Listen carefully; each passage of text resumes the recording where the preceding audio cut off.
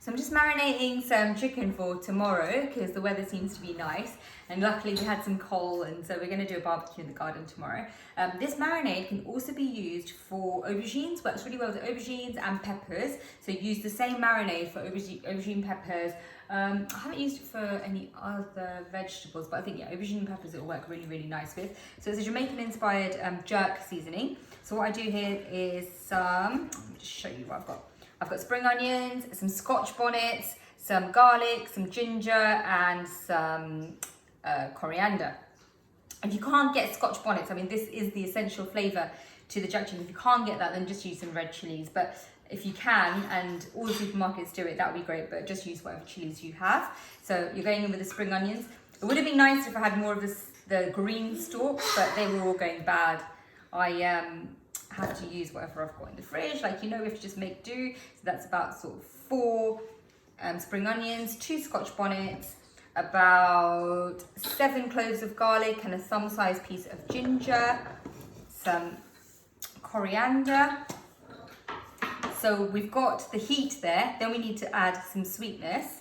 Okay, actually, before I do that, I'm going to show you the main spice that goes into jerk chicken, which is allspice. It's brilliant. It's made from the allspice berry. You can get this in all the supermarkets as well. We're going to add the allspice, and I'm going to go in with about a tablespoon of allspice, quite a heaped tablespoon of allspice.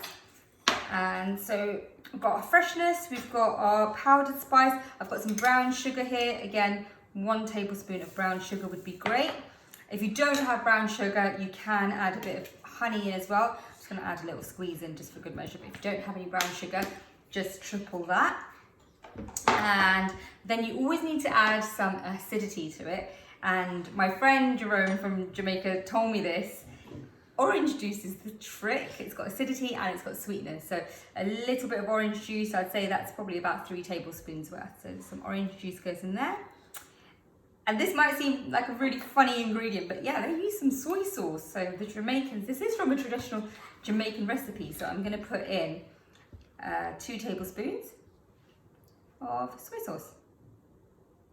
And it does give it a nice colour. Oh look, I've run out of that as well.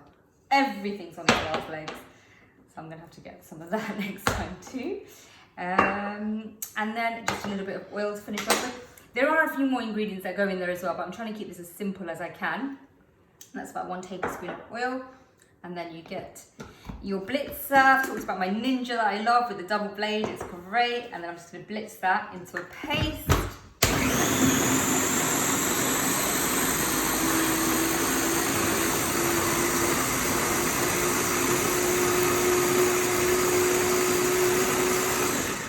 And because you've got very spicy Scotch bonnet there, I like to get a bag like this and put your chicken or your aubergines and peppers, whatever, even courgettes I think would work nice, whatever you know, vegetables and meat you're using. It would go with fish, it could go with any other meats as well, but I like to use chicken thighs with the skins on to put it on the barbecue. I think that works best. So the reason I'm going to use a bag is I'm going to put it in there and then massage it. You really don't want to touch that chili and get it into your eye. It's a really, really, one of the hottest chilies.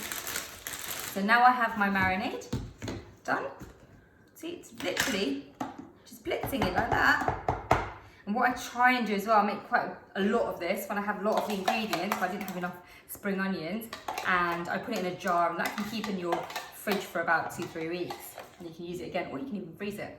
So if you can see here, I've got a really nice sort of caramel coloured paste, and right at the end I'm going to add a tiny bit of salt in there as well, because salt does help to tenderize the meat as well. So that was about a teaspoon of salt. And then get the bag, open like that, and pour all the marinade in.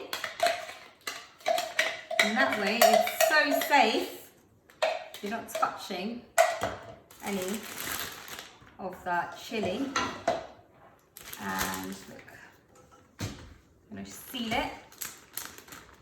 You know what else you can do with this as well? If you've got lots of these bags, make little batches like this and just put it in your freezer. When the sun does shine, you can just whip these bags out, defrost it, and use it to whack on your barbecue. So look, I'm going to massage it all like that.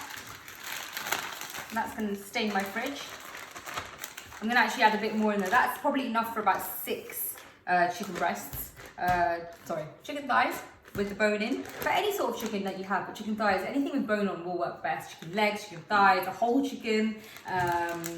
Put it in a bag like this, marinate it. But that marinade I did will roughly, be amazing for like 8 chicken thighs. And yeah, whack it in a bag like that. So I hope I've made your marinating for chicken easier. I'm going to be doing some other recipes tomorrow to back on the barbecue as well. I've got some halloumi. What else are we doing? We're doing quite a few interesting things. So when I get that all together, I'll post something else as well.